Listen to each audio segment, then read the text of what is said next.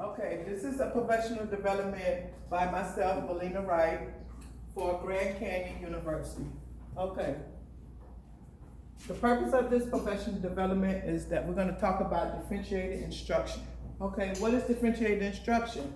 Differentiated instruction is when you are teaching the same material to all students, but tailoring instruction to meet individual student needs based on their readiness, interest, or learning style. Teachers may need to design lessons, implement the use of different resources, break down the class up into smaller groups, and most important, to read data in order to identify the levels of each student.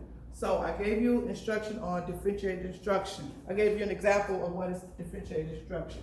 We're gonna go on and we're gonna talk about differentiated instruction, job embedded learning opportunity. Okay, we have grouping students based on data. And when I say grouping students based on data, when we give students diagnostic tests, and it gives us an idea of what level each student is on, so we can kind of put our high group, middle group, and our low group, okay?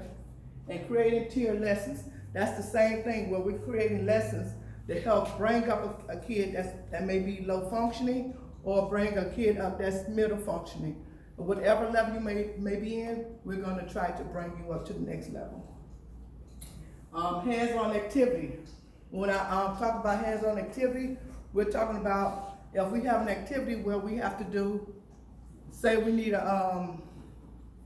we have to use pen, paper, scissors, markers, or whatever. So when we talk about activity, I could be talking about main idea.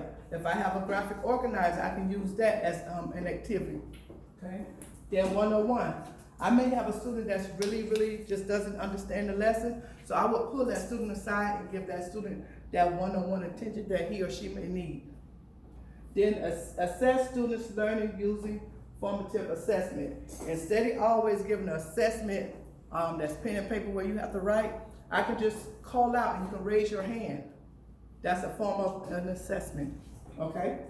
So now, the next step will be materials for the differentiated instruction professional development. Okay, we have reteach lessons. Reteach lessons are for those students who are functioning low, who doesn't understand what the lessons is about. So I may give you a lesson that's one grade level lower, okay? Or I may take that same lesson and reteach it to you in a small group or one-on-one. Then we have the enriched lessons and lower level readers, okay? Enriched lessons are the lessons for those kids who are above grade level. So you will get some, you will get a lessons that's a little higher than your grade level.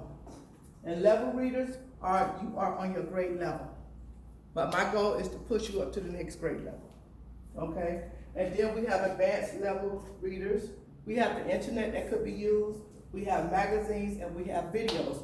I'm gonna show you what I mean about differentiating your lesson. Okay, if you see here, this is third grade. So these books are from K to third grade. So we can use this for lower level functioning students. Then I have this here. This is on grade level. This is for third graders who are on their grade level. Then I have above grade level, enrich advancement. So you're gonna be reading between grade levels 3 through 5, okay? And then I have some examples for main idea. This is a main idea for first and second grade, okay? With the first and second grade, you may use your graphic organizer. And this is gonna build you up to the third grade level. And remember, the vocabulary is different for each grade level. This would be third grade, on grade level, okay? You see that the passage is a little longer. And this is fifth grade. I have two fifth grade that could help you out. The passages, this one is shorter, this one is longer, but the vocabulary is higher, okay? So now, we're gonna go to model DI, differentiated instruction development. I'm gonna show you a video. This is like a 5-minute video. You're just gonna look at the video and it's gonna give you an idea of how DI should be done from the beginning to the end.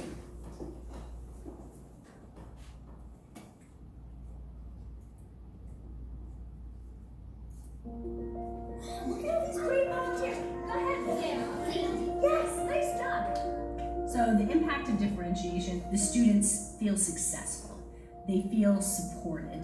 They know if something is difficult for them, there's something that's a little more in line with their strengths coming up soon. So it really makes education fun and approachable. I really think it's the most effective way that I have seen to teach.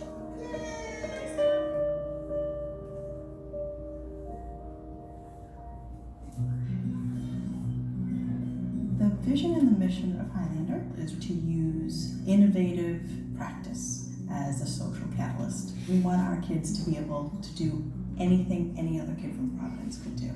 We use differentiation all across the curriculum here at Highlander, and especially in the first grade. Although the content is the same, having the stations really allows me to tailor my lessons to each individual group of learners. So how the differentiation looks in my classroom, we start off with a whole group lesson. So let's get our reading glasses on. Let's get the letter part of our brains activated. This section of our curriculum, we have been looking at non-fiction texts. When we're looking at our book today, we're going to be thinking about where we can get information. And then in the phonics realm, we focused on contractions. We're taking two words, and what are we sticking them together with? Apostrophe. Yes, Karen. And then we break off into our small groups. So our yellow group is still learning how to do a lot of our literacy things. The green group is doing pretty well, but has a few things to work on still. And our blue group is hitting all the first grade standards and needs to be stretched. So our differentiation kind of takes two forms. The first is by student grouping, and the second is by modality of learning. We have 20 minutes per station, and there are 3 of the stations. The students will rotate through all 3 stations each day. So our first station for the blue group is the computer station. The students use a Google form to check in. They'll normally watch a video or carefully observe a photograph and answer some questions about that. We watched a video about how to grow a seed. We had to type in our favorite part and why. After they finish that form, they can check out an ebook. And then you could do this game of reading called Teacher Must Have Had to Read. We're delivering things in a way that is visual, that is auditory, that is individual to the students through the technology. After that, she rings the bell. Clean up, switch up, first grade readers. We switch to the sort station. Our sort station is more of a physical modality. They're using their bodies, which is so important for first graders. They need to move. Kids are cutting out the words, they're gluing them down. We had a contrasting game. It's fun because it's all mixed up and you have to find the right pieces. And then after we do that, we do rainbow writing. That's another way that we differentiate. If students are able to get through more work, then they have some freedom of choice. Switch it up. The last station, we're talking to each other and learning from each other. So that's more of the social interaction type of modality. I like the teacher station because we get to be with Miss Gallagher and we get to learn cool stuff. So take a look at the illustrations on this page. The content is the same, but it can be differentiated in a number of ways. My blue group, for example, they know what text is. They know what illustrations are. And so for them, I create a Venn diagram. You need to make one circle like this, and then you make another circle overlapping. Oh, for the yellow or the green group, I'm just leaving the Venn diagram out of it. We're still doing essentially the same thing, but just that piece that might be confusing to some of those students, I just leave that out for a later time. They'll get to it. All right, so clean up and meet me in the middle of the road for writing. Nice work, first grade. Being able to move through those stations, it's just another level of helping the students learn as much as they can each year. They really feel excited when they make that growth. They're proud of themselves. They feel like they're effective learners. As a teacher, honestly, it is a lot of work, but the results that you see and the happy faces of the kids and the good feeling that you have in the classroom is worth it.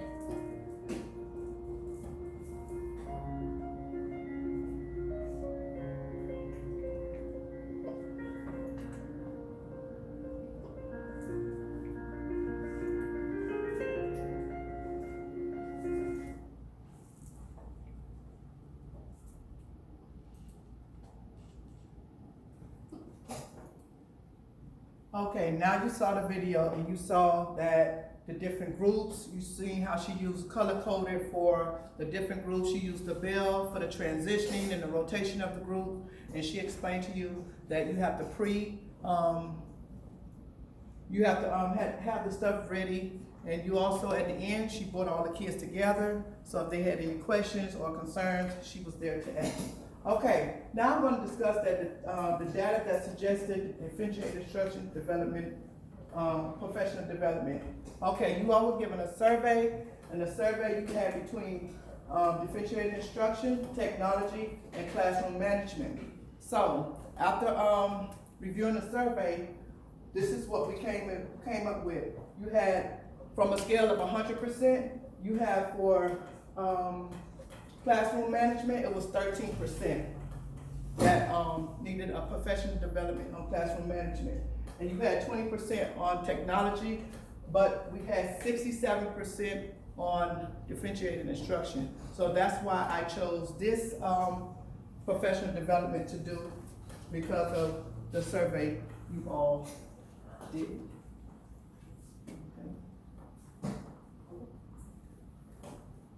Okay, the next slide asks us to, for justification of why DI was selected. Okay, after reviewing teachers' data and class observation, I noticed that the teachers that were implementing differentiated instruction, students seemed to improve compared to the teacher who did not implement differentiated instruction. After giving some of the teachers some feedback and listening to their concerns, they informed me that they would need some training in order to feel comfortable to implement differentiated instruction. So again, this is why I chose differentiated instruction as my professional development. Okay. And why DI will be a long-lasting professional development capacity to Olinda Elementary? Okay.